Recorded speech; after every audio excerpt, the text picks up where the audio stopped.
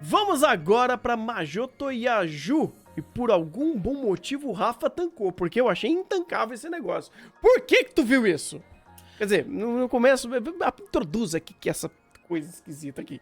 Bom, Majoto Yaju é sobre um mundo onde bruxas existem e a gente vai acompanhar a Guido, que foi amaldiçoada por uma bruxa, e ela tá atrás dela junto com o homem, o MVP, o melhor personagem dessa desgraça, que é o Achaf, que é o mano do caixão, muito simpático esse homem. E a Guido existe. Não existe. Como assim ela existe? Existe, cara, porque, vamos lá, vamos estruturar tudo desde o início, até das nossas primeiras impressões e dizer que nós estávamos errados. A gente tava errado? Que bom. Mas com certeza você estava errado. Não de que ele realmente é melhor, mas é o fato de que esse anime não é um anime de mistério. Ele não quer ser um anime de mistério até certo ponto, mas eu já entro nisso. Porque ele realmente quer ser só um Dark Fantasy. Inclusive, passando muito, principalmente pela questão de paganismo e tabu, é uma temática muito presente nessa série.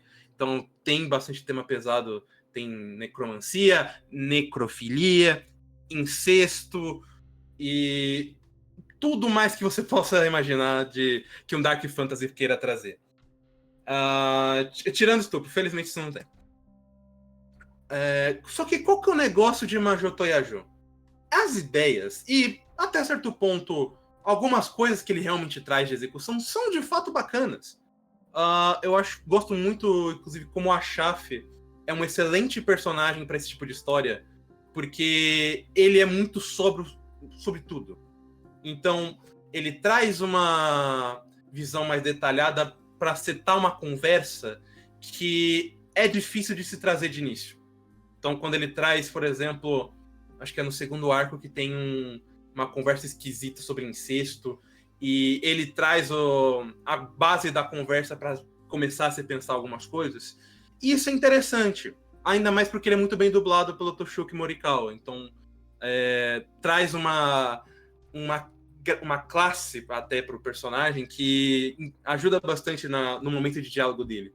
Mesmo que normalmente os diálogos dele são mais para conceber mundo e tal, você sente um mínimo de personalidade vindo dele e que ajuda bastante.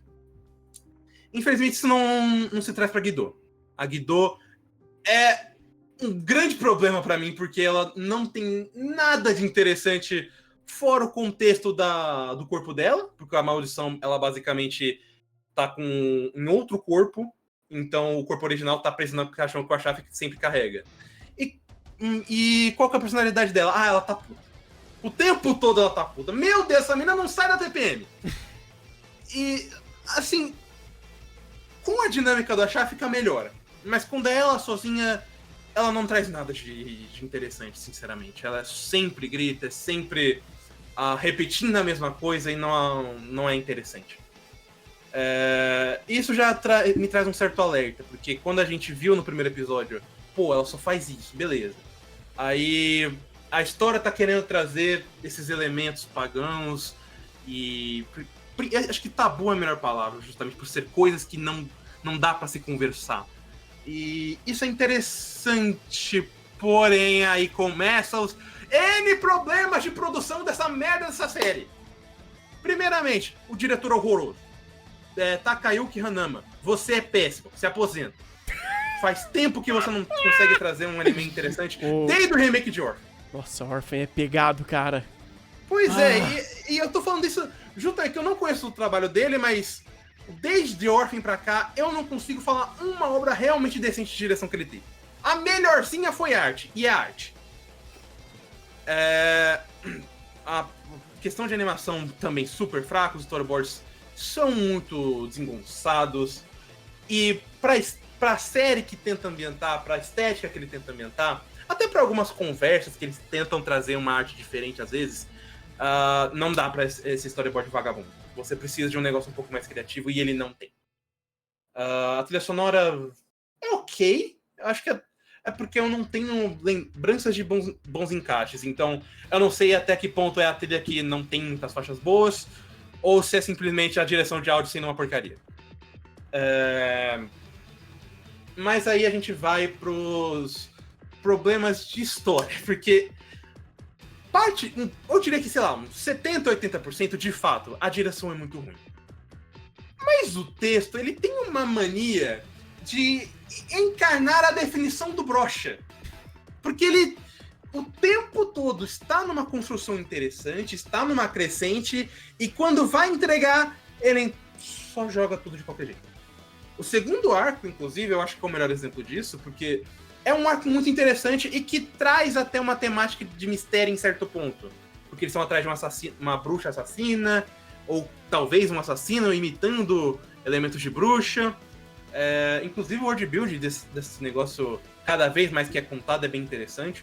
Só que quando ele vai entregar o que realmente é esse caso, ele joga tudo na mesa de graça. Tipo, essa situação, tem incesto de graça, é assim, assado, e de repente morte, violência, e é isso. Não tem uma grande conclusão sobre nada. E...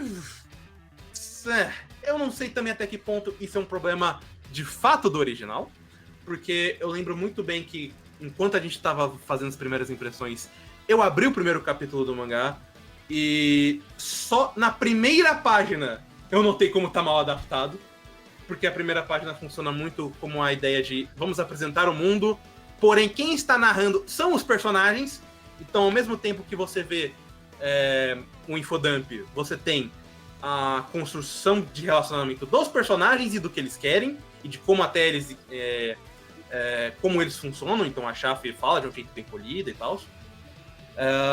Aí no anime eles cortam tudo e jogam um narrador impessoal. E aí todo o mínimo de interesse que você poderia ter nessa tipo de cena morre, porque é um completo qualquer jogando infodump, que não necessariamente é tão importante assim no episódio. E no final de contas, essa série acaba sendo muito mais sabotada do que deveria. É uma série com conceitos interessantes, eu acho um mundo, de fato, ao terminar o anime, eu falei, cara, esse é um mundo realmente bem legal de Dark Fantasy para se explorar.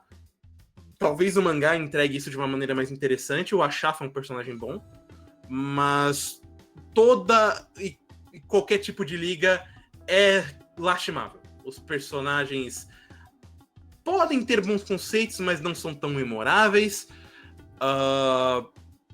A produção é horrorosa e extremamente sabotadora porque esse anime realmente quer fazer. E no final das contas ele acaba sendo nem exatamente horrível ou tão intancável assim. Ele é só muito esquecível.